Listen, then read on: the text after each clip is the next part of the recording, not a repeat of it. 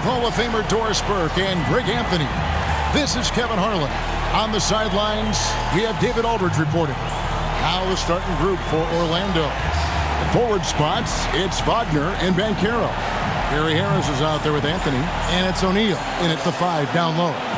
And for the Pacers, Baylor is out there with Pascal Siakam. And there's Miles Turner. Then it's Halliburton. And it's Nembhard in at shooting guard. When you take a glance at the season and standings, Greg, teams are still kind of feeling things out. Yeah, it's just so early in the season, Kevin, and that means teams still trying to establish an identity as well as experimenting and just trying out new rotations. Now, here is Halliburton to the left wing. Here's Nembhard, guarded by Harris. A shot by Nembhard, no good. Here's Banchero. No good on the triple. Here's Nembhard. The shot's good from Halliburton. Well, you have to understand how to score when you're in the paint and you are 6'5". Tyrese Halliburton, he knows the way. Pass to Anthony. Lots of room. And he knocks down the jumper. There's no quitting this guy. He just gives you great effort, and he continues to give you great production. Halliburton against Anthony. And contact on the shot, so he'll be shooting free throws here. You know, Greg, one thing you got to admire about Miles Turner is how sensational a shot blocker he is. Every year among the leaders in the NBA. And Kevin, such a dependable defensive anchor. Someone that just reads shooters well, knows when to go after the block. And the first one drops. And you know, Doris, the Magic have struggled offensively in the past few seasons. You are right, Kevin. The numbers on that end haven't been pretty. But let's remember, they've got some of the best young talent in the league. The more experience they get, the better they become. The future is bright. Well, Miles Turner understands how to use his size and length. Doesn't matter if he's blocking shots or going for his high release point jump shot. Good way to start this game. You want to get him rolling as early as possible. He's a guy who, if he gets hot, he can carry your offense for long stretches. Now, here's Siakam. His last outing of 20 points. Knocks down the 3-ball. And you can see that backcourt just setting the tone for the entire team. Now here's Anthony. Harris outside. Banchero outside. Offensive rebound. Tries again. Here's the 3. Buries it from 3-point range. Gary Harris can play the 1 or the 2, guys, and you have to be able to hit the open man. He does so there. Here's Halliburton. Shaq with some nice D. Great rim protection to prevent him from converting. Beautiful. And that one's good, Wagner. Just setting the tone with an aggressive move to the rack. And where's the help defensively? To me, that's a complete lack of communication on that side of the ball. These guys need to be talking to each other. Well, efficiency is everything, right? So far in this one, this guy has been on the money. On the wing, Harris. He's averaging just around 8.5 points a game. Feeds it to O'Neal. Over Turner. That misses off the backboard. Indiana leading. Poked away. And in this first quarter, about 3 minutes played. To the right side. Here's Nembhard. 17 points in his last outing. Anthony with it.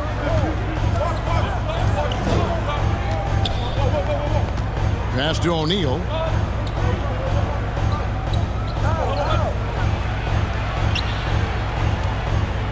Goes up on the block, and the basket is good. It's a tall challenge trying to contain Shaq, especially when he's operating close to the basket. And looks like the illegal kick was set. Yep, that's right. That'll get their attention.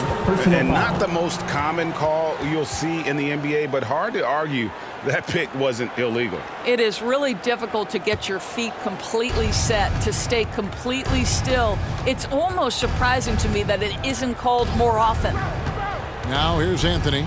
Really disappointing game for him in that loss to Chicago. Pulls up, high post. It's rebounded by Indiana. And this game, the first chance they've had to see Orlando. And they swept the season series against them last year. They really did have the upper hand. Here's Nembhard. He's been a reliable scorer for him as he's averaging up over 13 points a game. 5 to shoot. Halliburton for 3. And the Pacers can't get it to go. Orlando's gone 1 of 2 from long range in the first quarter. Here's Harris. Count the bucket. And he's got a free throw coming up as well. First personal Oh, foul. go ahead and flex on him, Gary Harris. The old-fashioned three-point opportunity. Gary Harris. Nicely done. One shot. And let's get your take, guys, on the scoring breakdown for the Magic. And right from the jump, they've been working hard to establish themselves inside, using agility and power to get shots in the paint. And the other thing I love, how they're making the extra pass. They're not settling for the first shot. They're going from good to great.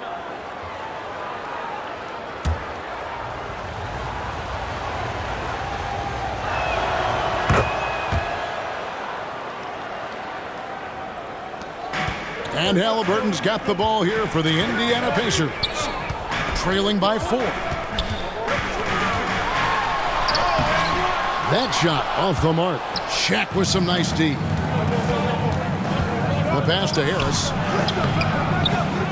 Goes back up. And 3 chances on that possession, but they just couldn't find a way to score. Wagner passes to Anthony.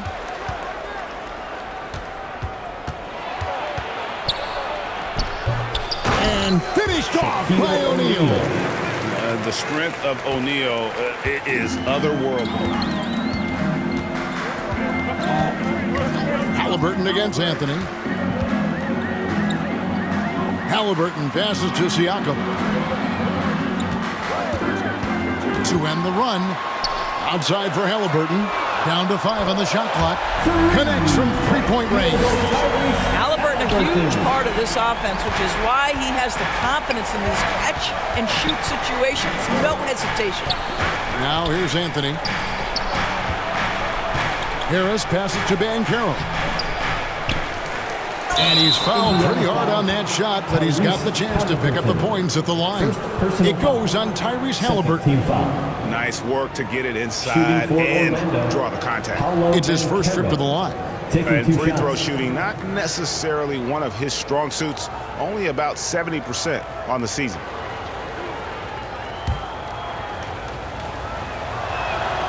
And he knocks down the first one. Greg, here he is, the first overall pick of the 2022 draft, Paolo Banchero. And the top pick because he's a 6'10 playmaker. Banchero has a tremendous feel for the game, great vision, passionate, and endless potential offensively. It wasn't the best of season's doors for the Indiana Pacers last year, but there are reasons for optimism. Kevin, they've got a talented young core that appeared to really enjoy playing with one another. It was a selfless group that looked fun to coach, and I believe the franchise headed in the right direction. Haley, and it's sent back by O'Neal. And the aggressiveness on display here from O'Neal, terrific at turning shots away with that size and length. Well, they're still young, but the Magic, Greg, are becoming one of those lead pass teams. Like people want to watch them. Yeah, I mean, they've got some players, leaving aside any rooting interest on my part, they've got some young fellas that are definitely intriguing to watch. Neesmith, he's checked in for Indiana. And a switcher also for Orlando. Fultz, he's checked in for Gary Harris. So 1 for 2 that time at the stripe. As much as Banchero's going to get to the line, he wants to be more efficient. And on the glass so far, it hadn't even been close. So the Pacers called timeout, their first of the game, coming off that loss against Philadelphia. And defensively in that one, they needed to come up with big stops to quiet that crowd, and that's obviously easier said than done. I'll tell you this, it looked like they wanted to get out of town as quickly as possible. The problem is their defense went with them. The Pacers making a switch here. Smith is checked in. And how about we check the numbers for him?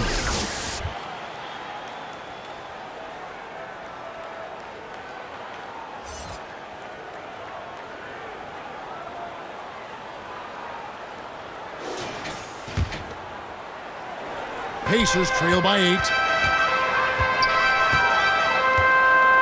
And here is Neesmith. Looking at his numbers, he averages a bit over 9 points a game. They blow the whistle just as he gets it off. That's 2 points with a chance for another one at the stripe.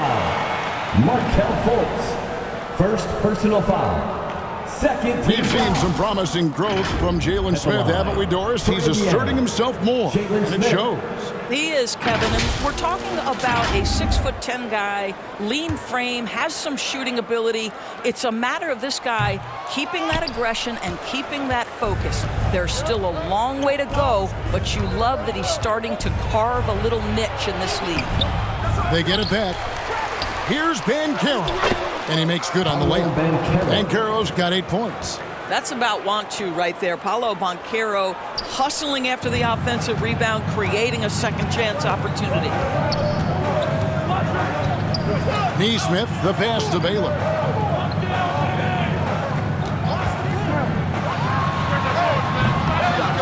Another shot.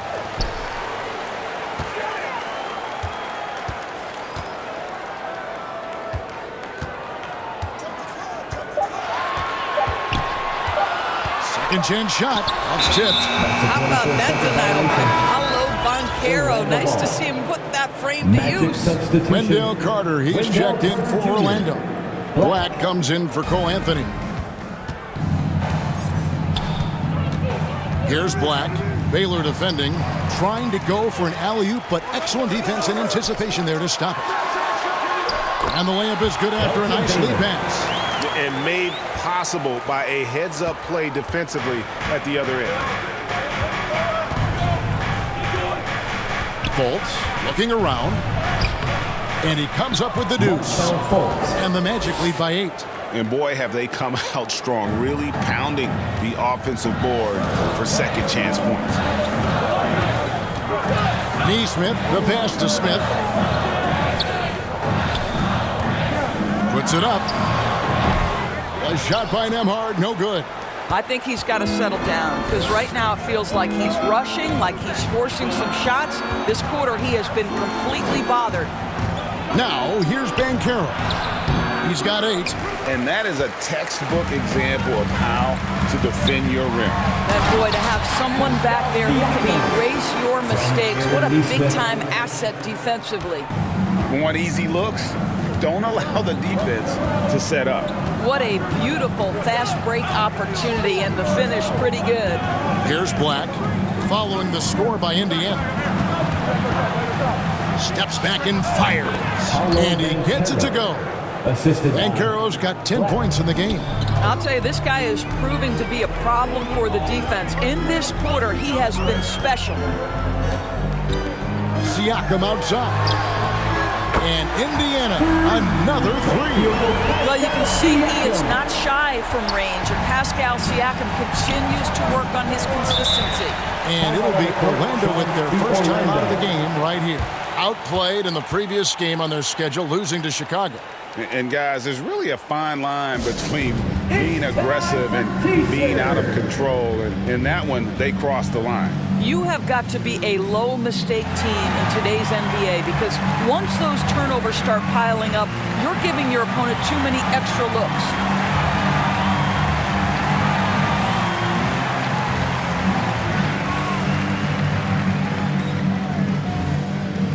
Both teams changing it up here.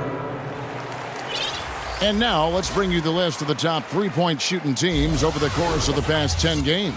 In third, the Pacers. You know, they've certainly been knocking down threes at a high rate. You can just see their confidence growing.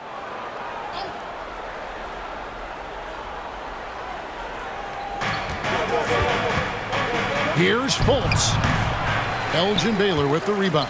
That's an example of great defense. His teammates love that about him. Always sees why the shooters struggle against this guy. Now, here's Neesmith. Guarded closely. Shot clock at 6. Baylor passes to Toppin. And now the fast break. Banchero with the ball.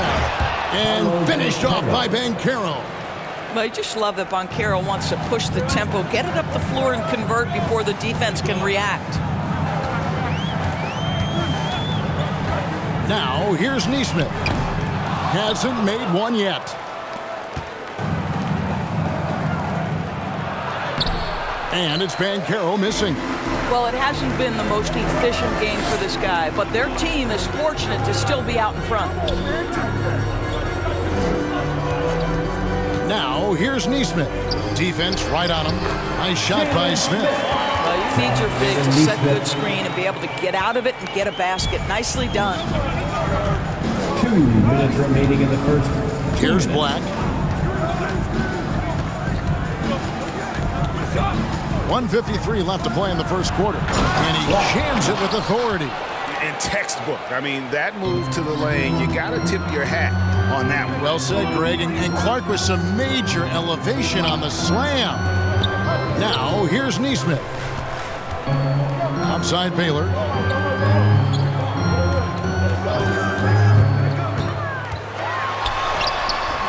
Orlando grabs the miss. Oh, a tough quarter for him offensively. He hasn't been able to give his team a lift when they need it. Orlando moving the ball around. Black, no good. Pacers trail by 7. Outside Baylor. There's a minute left here in the opening quarter. Knocks it loose. It's stolen by Fultz. Black the pass to Wagner. Black kicks to Fultz. Banchero inside. Toppin's there. And it's Banchero missing. Indiana's gone 4-7 from three-point range so far in the first. Here's Baylor over Fultz. The shot by Baylor, no good. I'll tell you, it's been a struggle for him in this period, and they're struggling as a result. Unloads. Rejected by Walker. An impactful defender. The young forward Walker is good at reading shooters and just stifling their offense. Now, here's Neesmith. Tight defense on him. Toppin can't get it to go. And he did everything he could to make that shot as difficult as possible. We call that a great contest. You know this is something he brings to the table, the ability to anchor your defense. Yeah, we're seeing some fireworks from him already. Well, what I love is the game plan has been solid from the opening tip. And guys are making their shots. That's critical. Domination in the first quarter. It's been pretty lopsided. Magic lead by 11. Don't go anywhere, folks. We'll be back in just a moment.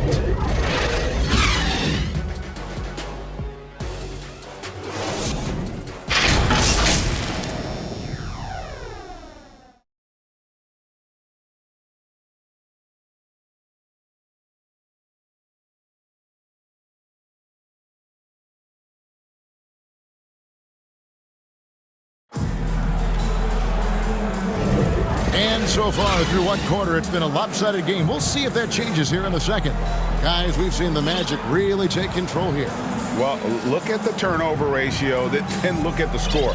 Easy to see what happened in that first period. Offensively, they took care of the ball. And defensively, they forced a number of miscues.